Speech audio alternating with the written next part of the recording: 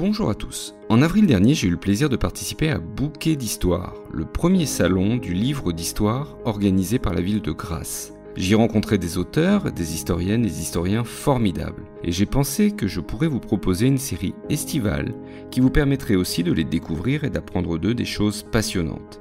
En 2 mots, un festival historique du podcast. Chaque lundi, retrouvez donc un nouvel épisode. Bonne écoute! Bonjour à tous. Aujourd'hui, pour cette série spéciale et estivale Grasse Summer Podcast Festival, nous recevons Cécile Berly, une historienne spécialiste du XVIIIe siècle et plus particulièrement de la Révolution française, de l'image de Marie-Antoinette, des écrits féminins et plus largement de la place des femmes du XVIIIe siècle jusqu'à nos jours. Alors, elle a commencé ses recherches sur la Révolution française, elle a orienté ensuite ses travaux sur Marie-Antoinette, notamment l'image de la reine, et ensuite, récemment, vers les écrits féminins et le devenir des femmes au temps de la Révolution, avec notamment un très bel ouvrage chez Passé Composé qui s'appelle Guillotiné. Par ailleurs, elle participe à différents projets historiques, citoyens, participatifs. Notamment, elle a organisé le très beau festival d'histoire à Grasse en avril dernier, qui est à l'origine de cette série estivale du podcast. Donc, Cécile Berly, bonjour. Bonjour. Pour commencer, pourriez-vous nous brosser un tableau général de la place des femmes dans la société du XVIIIe siècle ? Alors, c'est une vaste question à laquelle je vais essayer de répondre le plus précisément possible. Cette place, elle est en fait très très réduite. Il faut savoir qu'une femme dans cette société du XVIIIe siècle est considérée comme une éternelle mineure. C'est-à-dire que concrètement, elle n'a évidemment aucun droit politique, elle n'a pas non plus de droit civil. Ça veut dire quoi ? Ça veut dire qu'elle dépend toujours d'une autorité masculine. Ça peut être évidemment un père, un mari, un frère, un oncle, un fils. Et donc, c'est une des choses sur lesquelles moi je travaille le plus et là où j'essaie d'être le plus possible dans la nuance, c'est que l'on dit souvent que le XVIIIe siècle est le siècle des femmes. Les femmes qui ont réussi à se distinguer au cours du XVIIIe siècle, sur lesquelles on va probablement revenir, c'est une poignée d'individus généralement nés très privilégiés, mais que globalement, là, ce qu'on appelle la condition des femmes, c'est pas forcément une expression que moi j'apprécie beaucoup. Moi, je parlerais plutôt de la place des femmes. Elle est somme toute extrêmement réduite et que ce soit très clair, que ce soit tout au long du XVIIIe siècle, Révolution comprise. Alors justement, si on prend le début, comment l'éducation des filles différait-elle de celle des garçons à cette époque ? Alors vous avez bien raison de le dire ainsi, Stéphane. Commençons par le début, par le commencement. L'éducation des filles est totalement différente de celle des garçons ou des jeunes hommes. D'ailleurs, rares sont les femmes qui vont bénéficier d'une éducation, d'un rapport au savoir, au livre, tout à fait différent de celui des femmes, si j'ose dire, ordinaires. C'est-à-dire qu'il y a vraiment cette volonté, parce que derrière tout ça, on considère qu'il y a un enjeu social, pour pas dire sociétal. Il ne faut surtout pas, mais surtout pas, que les femmes soient éduquées de la même façon que les garçons. Je pourrais peut-être articuler ça autour d'un exemple qui me semble très le plus pertinent pour tout le XVIIIe siècle, c'est la façon dont probablement l'un des meilleurs pédagogues qui soit, qui n'est autre que Jean-Jacques Rousseau, réfléchit sur des centaines de pages et sur des années et des années de sa vie, compris personnelle, intime, à ce qu'est l'éducation. Si au XVIIIe, on commence à comprendre que l'enfant, c'est pas un adulte en miniature, que l'enfant a ses propres aspirations, Rousseau sera l'un des premiers à la fois à proposer une pédagogie totalement innovante, totalement nouvelle, mais pour les garçons. Dans ce qui est l'un de ses best-sellers, le fameux Émile ou de l'éducation, qui est publié pour la première fois en 1762, il y a un des livres de ce gros livre, qui est le livre 5, qui explique comment les femmes doivent être éduquées. Moi, je dirais plutôt non éduquées. L'enjeu est le suivant, c'est-à-dire les garçons doivent recevoir un savoir le plus riche, le plus complet, le plus divers possible. Inversement, les filles ne doivent pas l'être éduquées parce que il a bien compris que si les filles sont éduquées de la même façon que les hommes, toute l'architecture sociale sera évidemment à un moment ou à un autre remise en question. Pourquoi j'insiste un peu sur Rousseau, c'est pas seulement parce que j'ai un peu d'antipathie pour cet homme, mais c'est aussi parce qu'il faut pas oublier quand même que Rousseau a été des années durant le secrétaire particulier, c'était son métier, de la fameuse Louise Dupin, pour laquelle il a travaillé des mois et des mois sur comment créer une encyclopédie du deuxième sexe. C'est le titre du livre qui ne paraîtra jamais.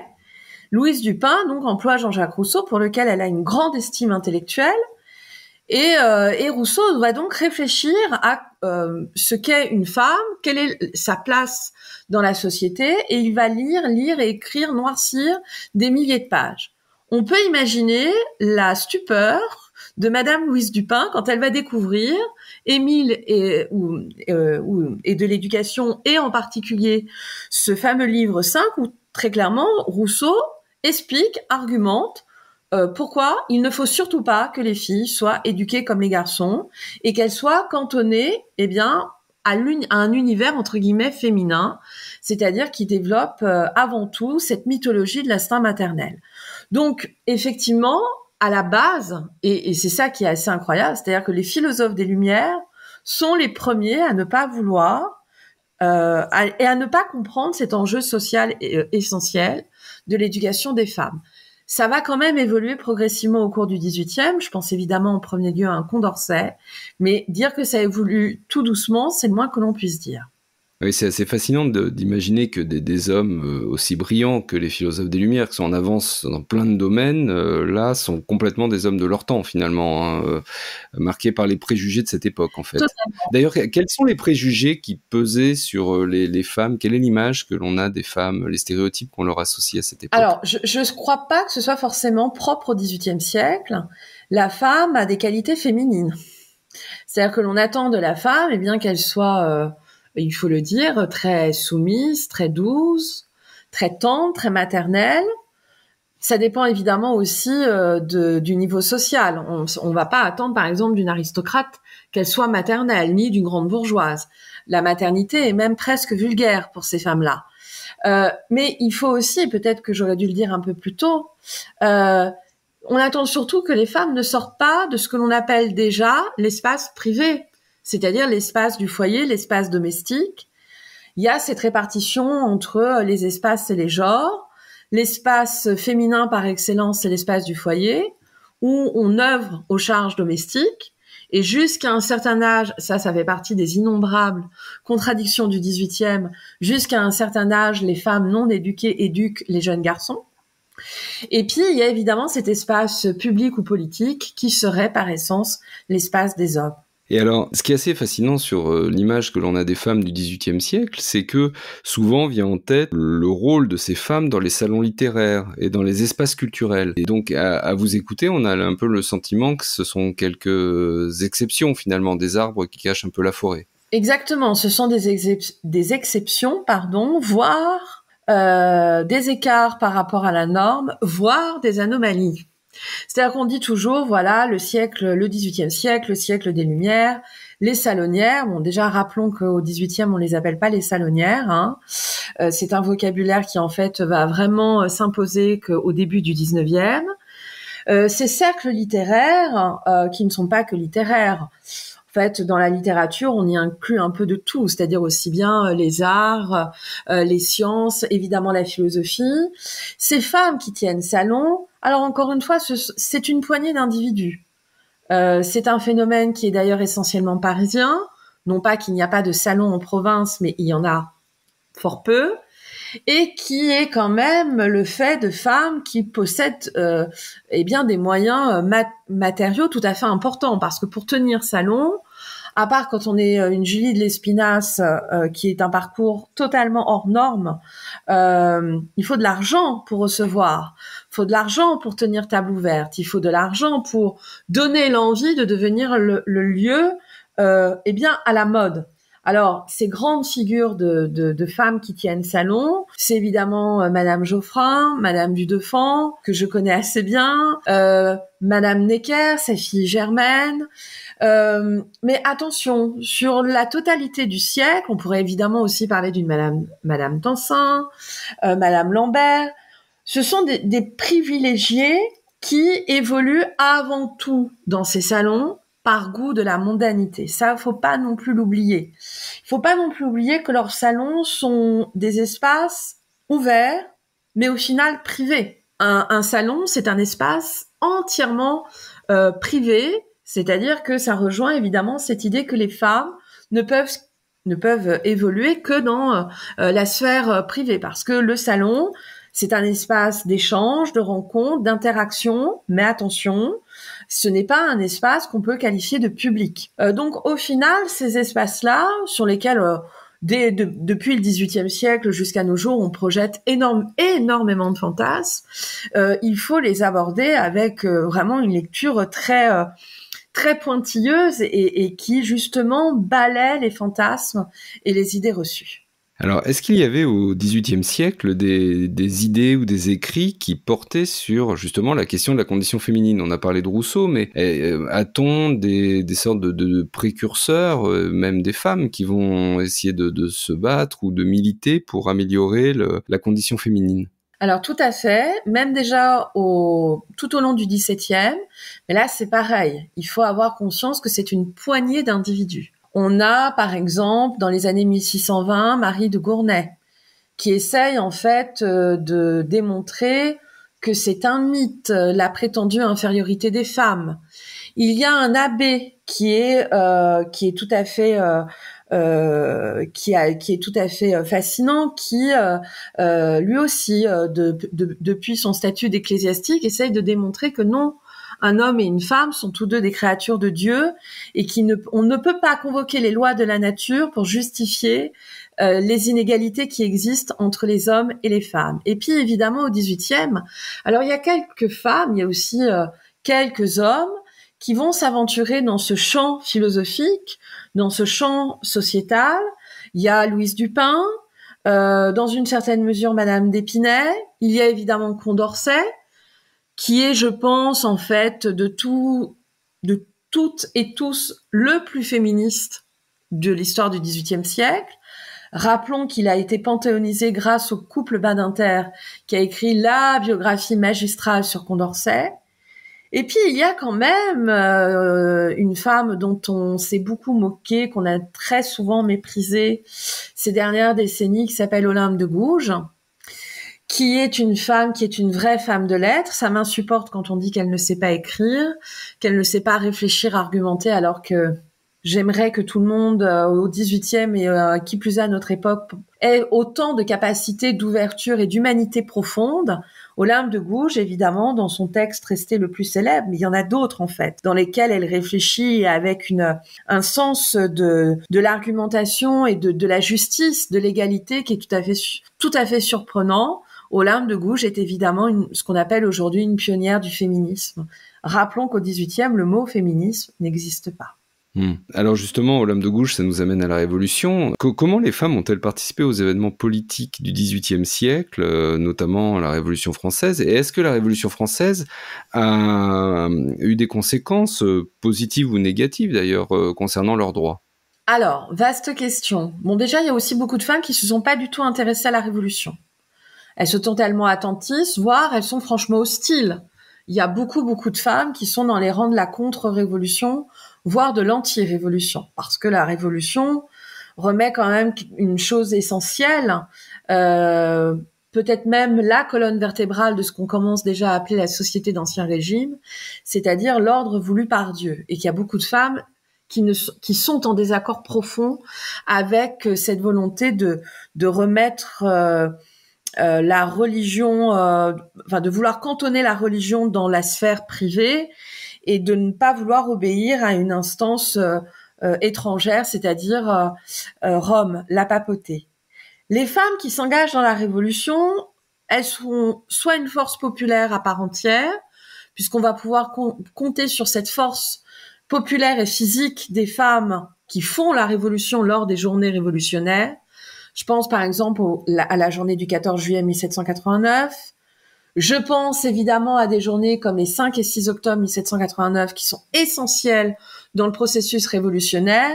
Et les femmes, en fait, vont surtout se distinguer par une violence assez crue qui va choquer tout le monde. Voilà, qui choque. Les femmes, quand elles prennent les armes, elles sont violentes, elles n'hésitent pas à faire le coup de poing, comme on dit, et elles sont tout à fait... elles font peur. Et puis, il y a une poignée de femmes qui sont un peu plus dans l'action réfléchie, si j'ose dire, et surtout dans le fait de théoriser la révolution, le fait de la réfléchir à leur niveau. Ça va être évidemment le fait d'une Olympe de Gouges, qui, rappelons-le, n'a jamais participé à aucune journée de la Révolution française, jamais. Ça va être le cas d'une Théroigne de Méricourt, dont Olympe était plutôt proche, voire très proche. Et puis, des femmes qu'on peut aussi qualifier d'enragées.